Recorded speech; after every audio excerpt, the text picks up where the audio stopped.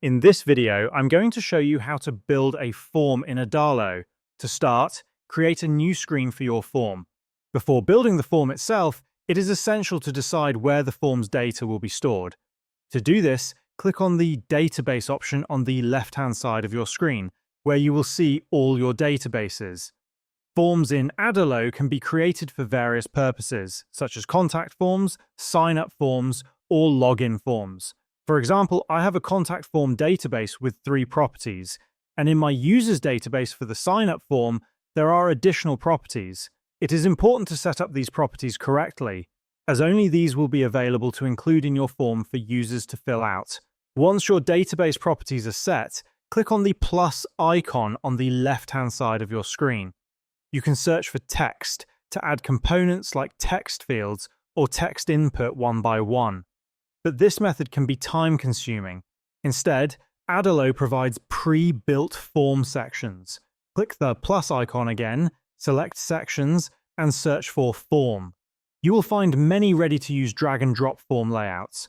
Simply drag any form section onto your screen. Adjust the outermost layer to fit from the top to the bottom of the screen so that the background is uniform, and reposition the components toward the center of the screen. Move the form title closer to the fields and edit it according to your purpose, such as contact form, sign up, or login. Next, select the fields component and choose the database you are creating this form for from the drop-down menu. The corresponding fields will appear. If some fields are missing, click on Add Visible Field to include them. You can also create new fields and arrange their order as needed. Once the fields are ready, focus on the Submit button. You can edit the text of the button as desired. The action will automatically link to your selected database, but you should also set an additional action to redirect users to a specific screen after submission. Click Add Another Action, hover over Link, and select the target screen.